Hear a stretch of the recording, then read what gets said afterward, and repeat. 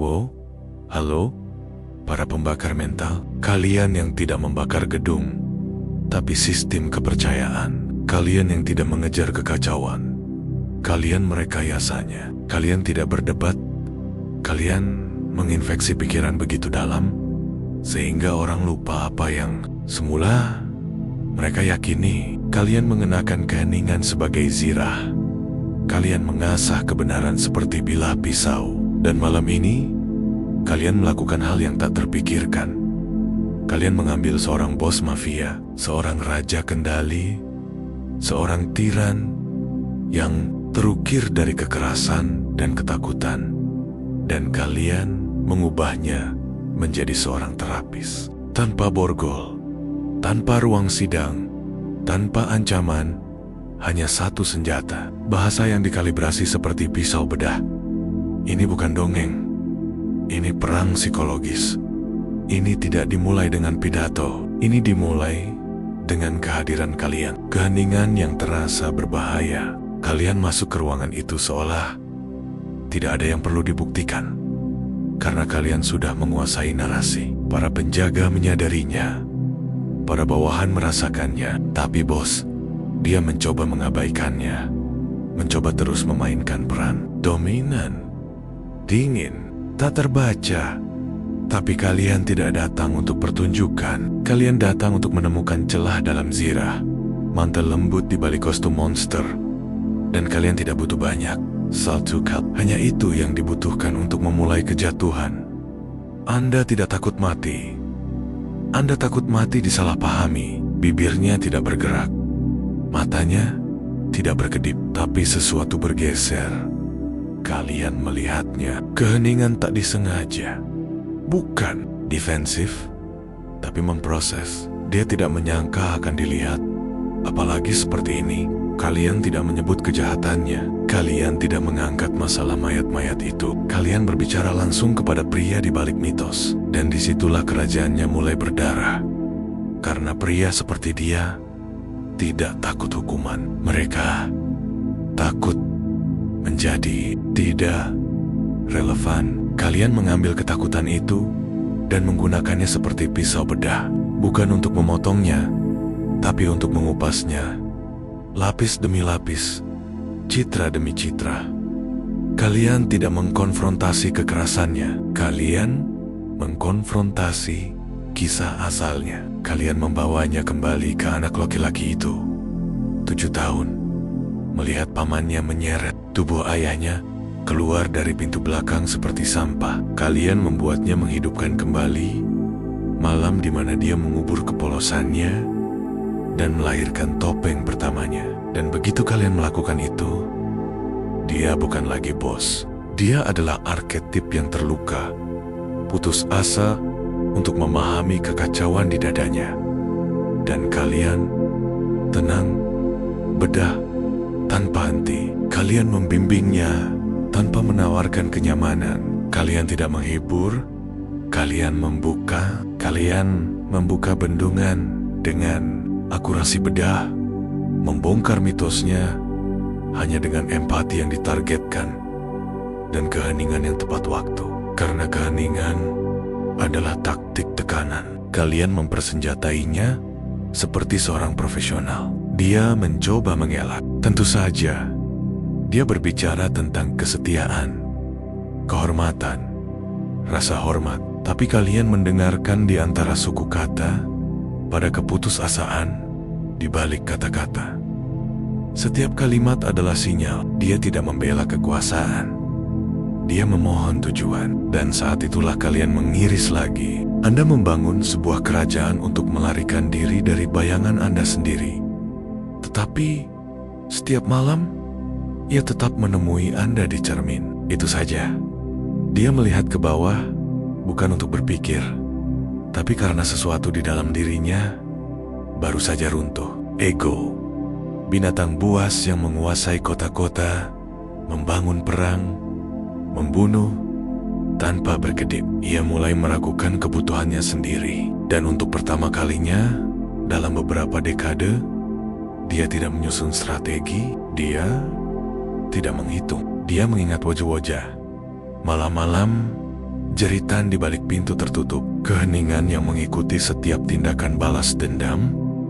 Kalian tidak menawarkan terapi, kalian mengekstraksi pengakuan, bukan untuk hakim, bukan untuk belas kasihan, tetapi agar dia akhirnya memahami bahwa perang itu bukan antara dia dan dunia. Perang itu internal dan darah di tangannya tidak seberapa dibandingkan dengan keheningan di dadanya. Dan kemudian datanglah titik balik saat dia mencondongkan tubuh ke depan, bukan dalam agresi, tetapi dalam rasa ingin tahu. Pergasaran dari kenapa Anda ada di sini menjadi bagaimana Anda tahu itu. Itu bukan pertanyaan, itu adalah penyerahan diri. Dan kalian melihatnya. Kalian tidak menyombongkan diri, kalian menerapkan tekanan. Anda menyebutnya kesetiaan, tapi Anda hanya mengelilingi diri Anda dengan orang-orang yang terlalu takut untuk mengatakan kebenaran kepada Anda. Anda tidak dihormati, Anda diatur. Dia tersentak, bukan secara fisik, tapi secara emosional. Pria yang memerintahkan eksekusi dengan anggukan ragu-ragu. Mengapa? Karena kalian tidak mengancam nyawanya, kalian mengancam narasinya. Seluruh identitasnya dibangun di sekitar ketidakgoyahan, ketakterbacaan, tapi sekerong. Sekarang kalian berbicara kepadanya seperti cermin yang menolak untuk berbohong. Dan inilah senjata sesungguhnya. Kalian menggunakan wawasan tanpa penilaian. Kalian tidak menyebutnya jahat. Kalian tidak menyebutnya rusak. Kalian mengatakan hal-hal seperti, Anda tidak diciptakan dalam kegelapan. Anda terpojok ke dalamnya. Anda tidak kekurangan kasih sayang. Anda kekurangan bahasa untuk mengungkapkannya tanpa kehilangan kendali.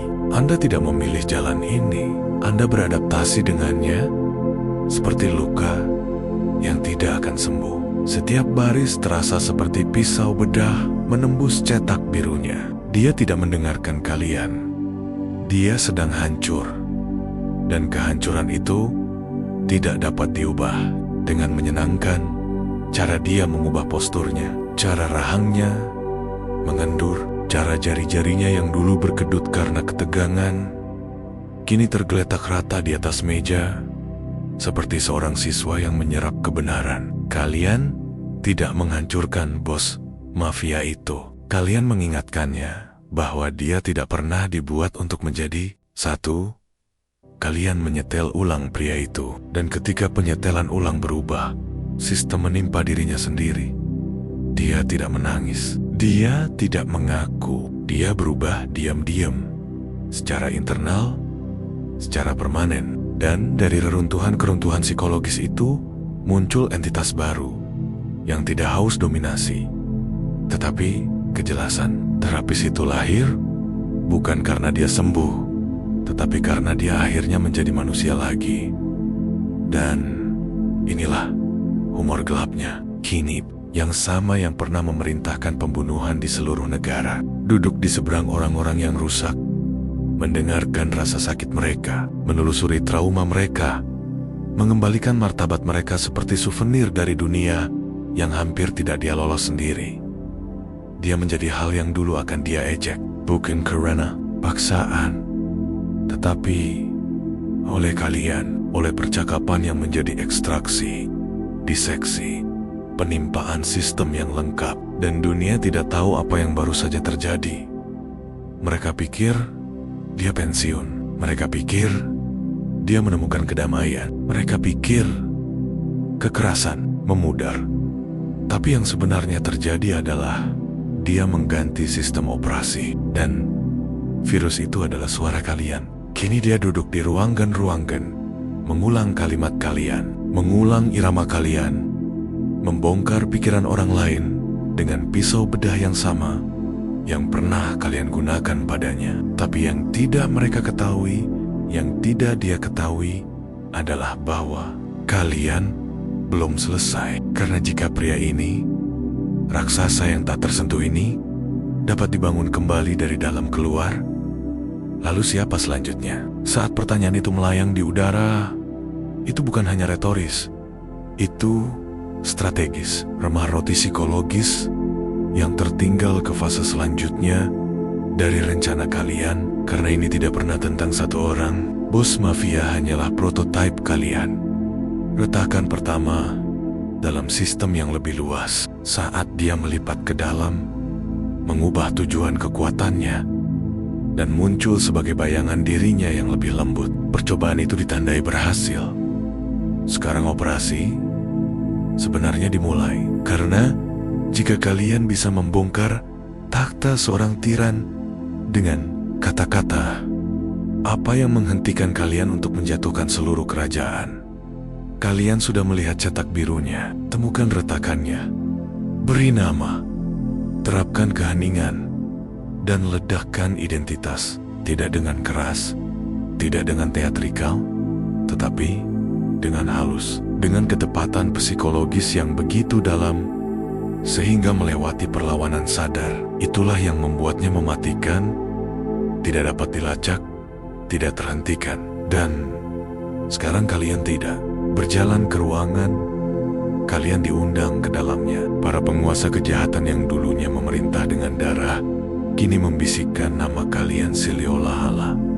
Itu adalah obat terlarang. Beberapa datang karena rasa ingin tahu, yang lain karena keputusasaan. Tapi mereka semua datang dengan berpikir bahwa mereka kebal, bahwa apa yang terjadi padanya tidak akan pernah terjadi pada mereka, karena kerajaan mereka lebih ketat, trauma mereka lebih dalam, citra mereka tak tersentuh. Kalian membiarkan mereka mempercayai itu, karena kepercayaan adalah hal yang paling mudah untuk diinfeksi. Jadi kalian duduk di seberang yang berikutnya.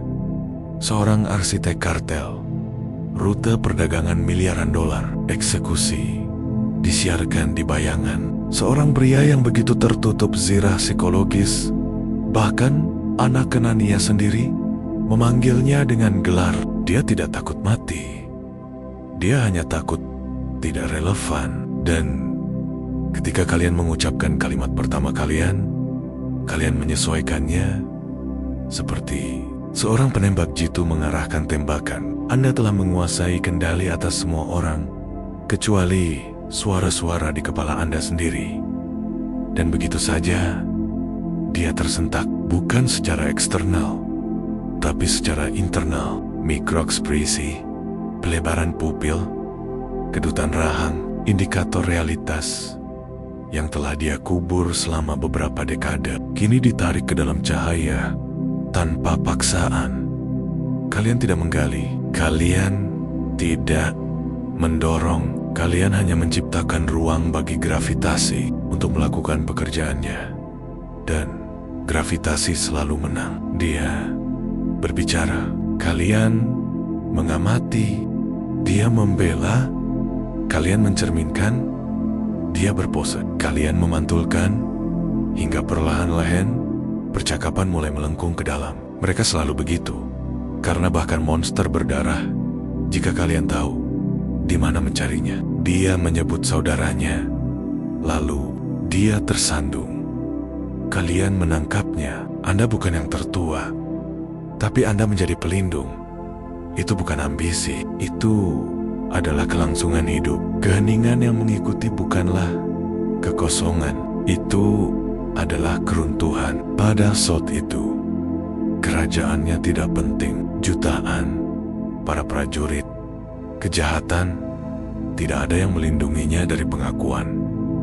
Kalian tidak berbicara kepada personanya. Kalian menemukan bekas luka di bawahnya, dan begitu kalian berbicara kepada bekas luka itu, topeng itu tidak lagi pas. Itulah kekuatan yang tidak pernah dipahami kebanyakan orang. Ini bukan terapi, ini adalah pengusiran setan psikologis.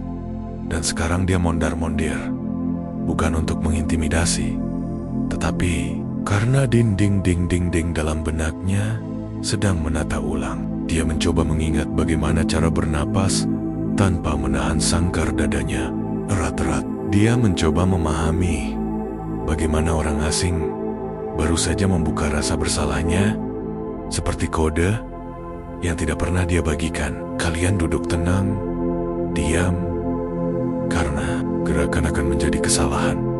Ini bukan kekacauan kalian, ini kekacauan dia. Kalian hanya menyediakan cermin. Saat itulah dia berhenti mondar-mondir dan suaranya berubah dari dominasi menjadi pertanyaan, dari pertunjukan menjadi kerentanan. Apakah Anda percaya orang seperti saya bisa benar-benar berubah? Dan itulah titik masuk kalian. Kalian mendekat bukan secara fisik, tapi secara psikologis. Dan kalian berkata, ini bukan tentang berubah. Ini tentang mengingat siapa Anda sebelum dunia mengajari Anda cara bertahan hidup. Dia tidak merespons. Dia menyerap. Saat itulah kalian tahu domino kedua telah jatuh.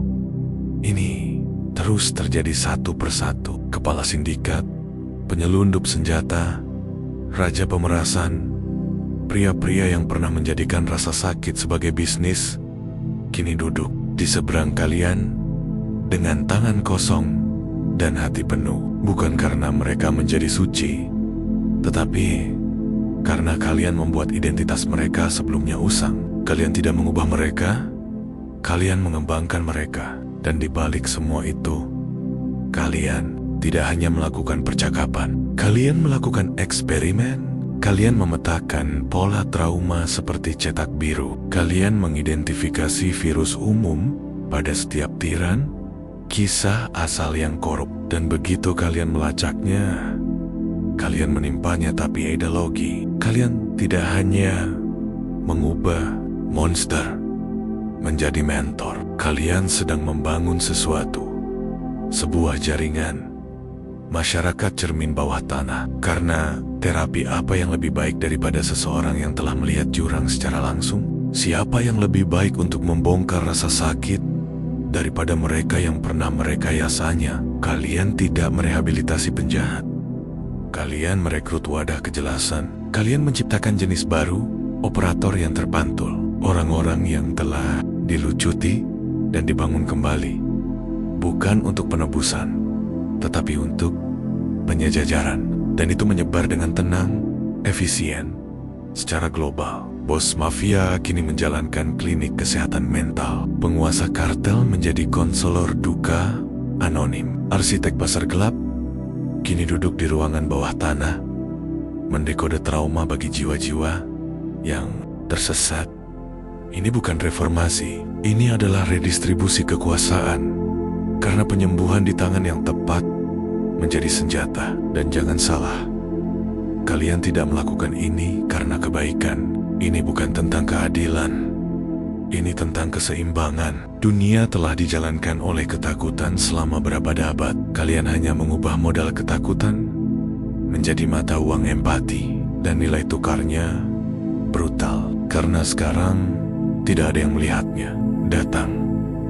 Pemerintah tidak tahu siapa yang harus dikejar. Karena jaringan kalian tidak memakai warna, tidak membawa senjata, dan tidak membangun pasukan. Para terapis tidak dapat memahaminya. Karena orang-orang ini tidak dilatih di universitas. Mereka dilatih oleh kalian dan musuh-musuh yang pernah kalian miliki. Mereka telah diam karena beberapa dari mereka sekarang duduk di ruangan kalian, mengajukan pertanyaan, memohon untuk dipahami. Dan setiap kali kalian memulai dengan kalimat yang sama. Anda tidak rusak, Anda salah posisi. Ini bukan filosofi, ini algoritma. Kalian telah memecahkan formula pembalikan identitas. Dan semakin dalam kalian masuk, semakin jealous polanya. Bahwa setiap tiran lahir dari satu momen yang tidak dapat mereka proses. Dan setiap momen setelah digali dapat dihubungkan kembali. Tapi sekarang muncul pertanyaan sesungguhnya. Bukan siapa selanjutnya, tapi siapa yang mengawasi. Karena gerakan seperti ini tidak akan selamanya tidak diperhatikan. Dan di suatu tempat, di balik layar dingin dan pintu ruang rapat, mereka yang mengandalkan ketakutan yang telah kalian bongkar, mereka memperhatikan Karena pengaruh kalian tidak terlihat seperti revolusi, itu terlihat seperti pengalihan. Kalian tidak membakar dunia. Kalian menyetel ulang arsitekturnya. Dan sekarang perhatian beralih bukan hanya dari yang rusak, tetapi dari yang berkuasa. Mereka yang kendalinya bergantung pada trauma yang belum terselesaikan. Mereka yang membangun kerajaan dengan menjual rasa sakit dalam paket berlabel perlindungan. Mereka yang melihat pekerjaan kalian bukan sebagai penyembuhan, tetapi sebagai ancaman. Karena jika monster dapat diubah kembali menjadi manusia, apa yang terjadi pada mereka yang diuntungkan dari monster yang tetap menjadi monster? Kalian sudah tahu jawabannya. Itulah mengapa kalian masuk lebih dalam. Itulah mengapa sesi kalian mengapa jaringan kalian berlapis dalam bayangan identitas. Mengapa setiap operator dalam sistem kalian bukan hanya seorang penyintas. Mereka adalah senjata hidup yang diubah tujuannya untuk penyelarasan. Dan apa yang akan datang selanjutnya bukanlah terapi. Itu adalah pengalihan tujuan strategis dalam skala besar. Seluruh organisasi dibangun bukan atas dasar ideologi, tetapi atas kejelasan internal. Bukan kesetiaan berdasarkan ketakutan, tetapi keyakinan berdasarkan kebenaran. Kalian tidak memimpin gerakan, kalian mengatur evolusi. 1. Keruntuhan identitas yang hening pada satu waktu, dan dunia masih tidak tahu. Mereka pikir kekerasan sedang mereda. Mereka pikir perdamaian sedang kembali.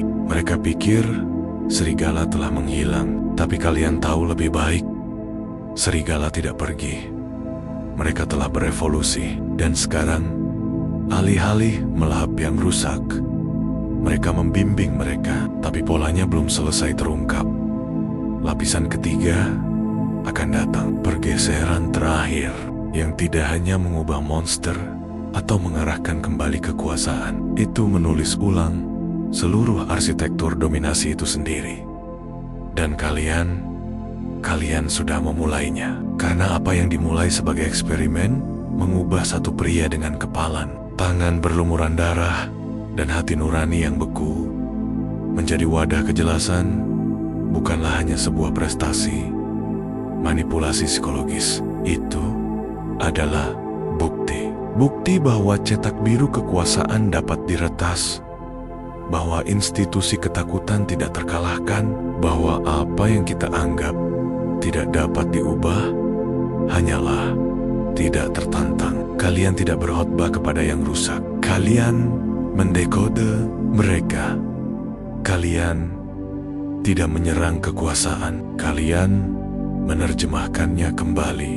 Dan dengan melakukan itu, kalian tidak hanya membongkar satu kerajaan, kalian menginfeksi 1000 sistem. Perlahan, halus, diam-diam, karena tidak ada yang memperhatikan ketika itu dimulai. Tidak ada alarm, tidak ada ledakan, hanya pergeseran, retakan. Pertama kali dia berhenti di tengah kalimat, mantan bos, dan melihat ke dalam daripada keluar. Jeda itu adalah awal dari gempa bumi, tapi yang tidak disadari siapapun, bahkan subjek awal kalian, adalah bahwa kalian tidak hanya memprogram ulang individu, kalian menyuntikkan DNA baru ke dalam aliran darah kendali. Dan begitu mantan bos mafia menjadi terapis, begitu Algojo mulai menyembuhkan, begitu tiran mulai mendengarkan, dunia kehilangan kompasnya. Dan kebingungan itu kalian merekayasanya karena sekarang pertanyaan itu bergema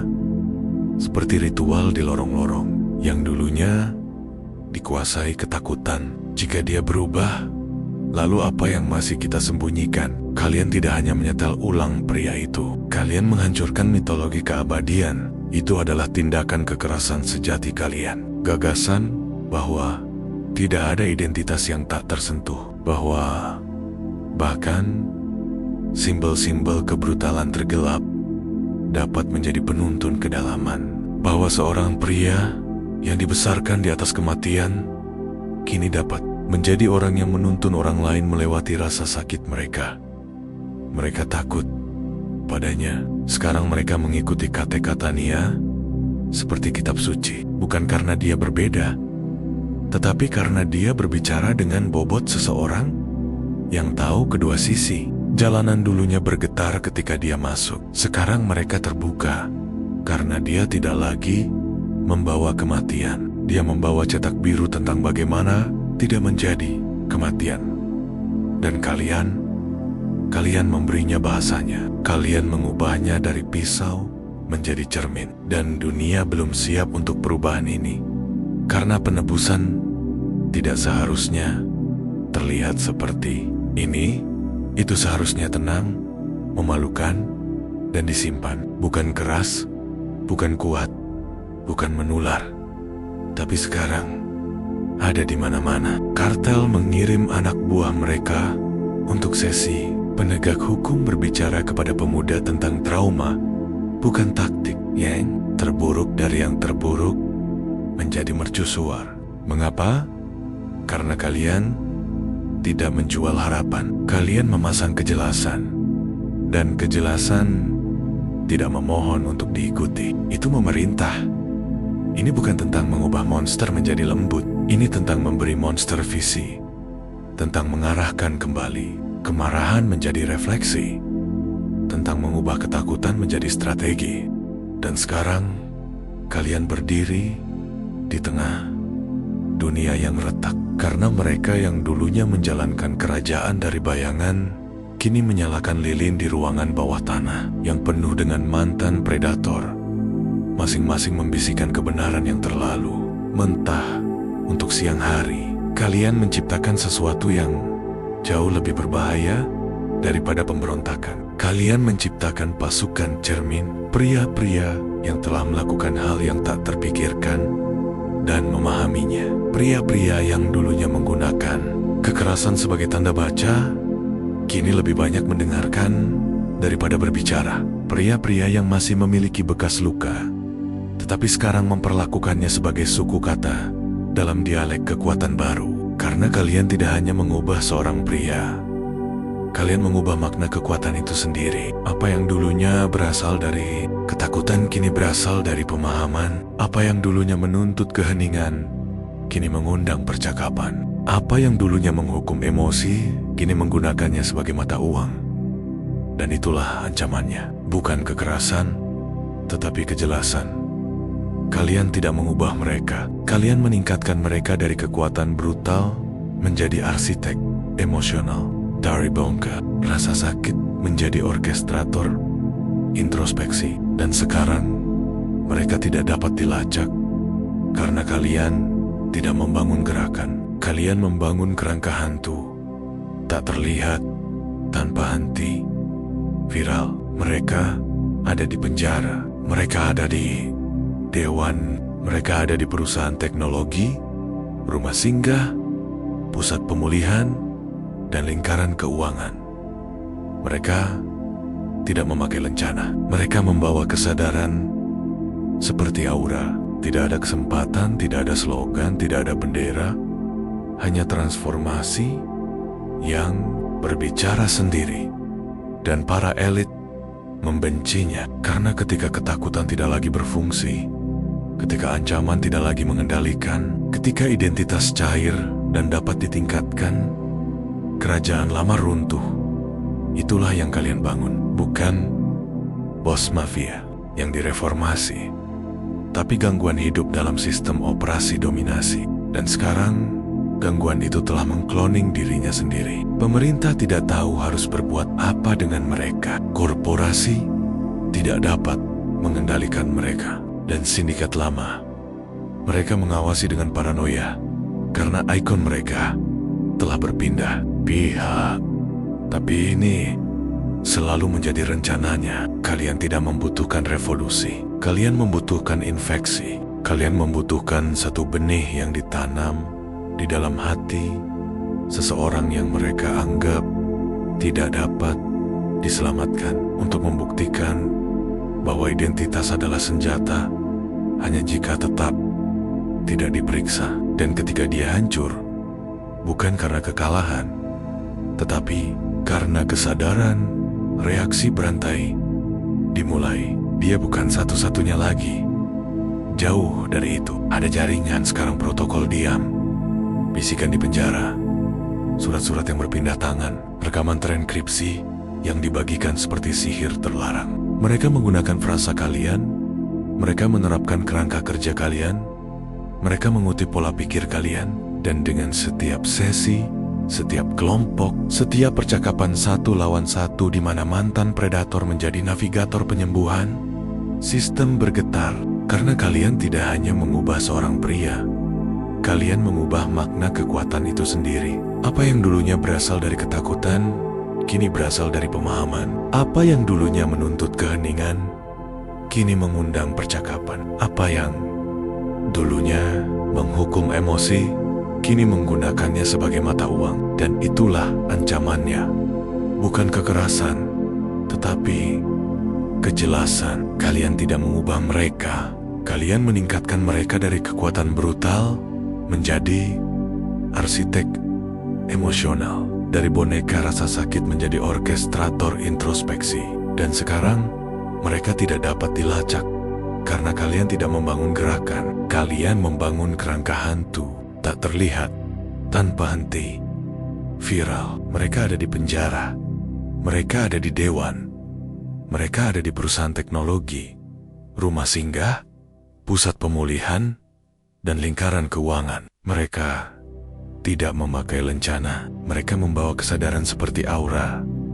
Tidak ada kesempatan, tidak ada slogan, tidak ada bendera, hanya transformasi yang berbicara sendiri. Dan para elit membencinya. Karena ketika ketakutan tidak lagi berfungsi, ketika ancaman tidak lagi mengendalikan, ketika identitas cair dan dapat ditingkatkan, kerajaan lama runtuh. Itulah yang kalian bangun. Bukan bos mafia yang direformasi, tapi gangguan hidup dalam sistem operasi dominasi. Dan sekarang, gangguan itu telah mengkloning dirinya sendiri. Pria yang dulu mereka takuti tidak pergi. Dia masih di sana, tapi sekarang dia mendekode rasa sakit, bukan menjalankan perintah.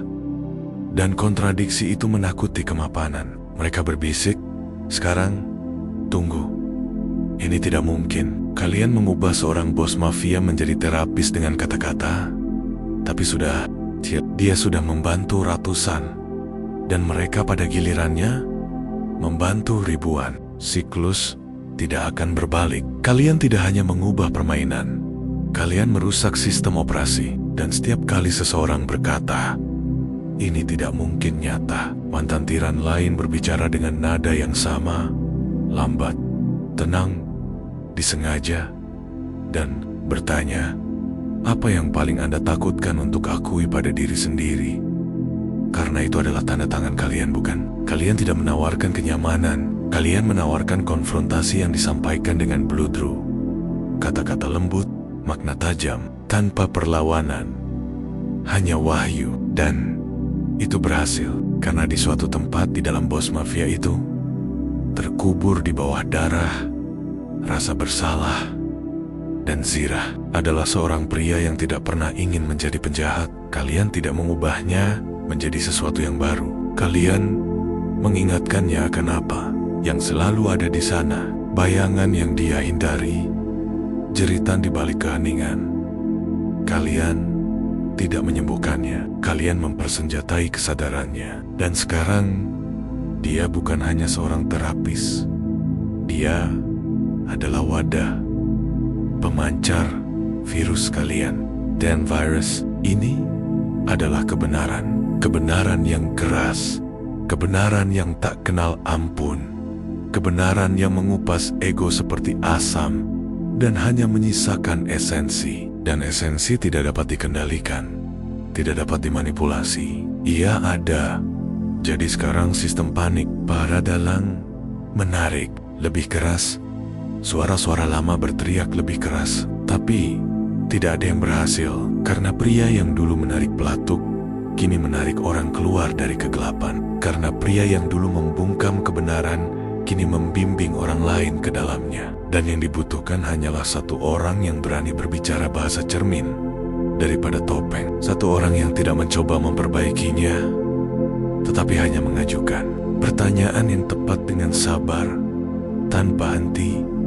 Tepat, orang itu adalah kalian, dan kalian tidak menyelamatkannya. Kalian membukanya, dan dengan membukanya, kalian memecahkan seluruh era. Jadi lain kali seseorang mendengar kisahnya dan berkata, "Tunggu, ini tidak mungkin." Biarkan mereka mengatakannya.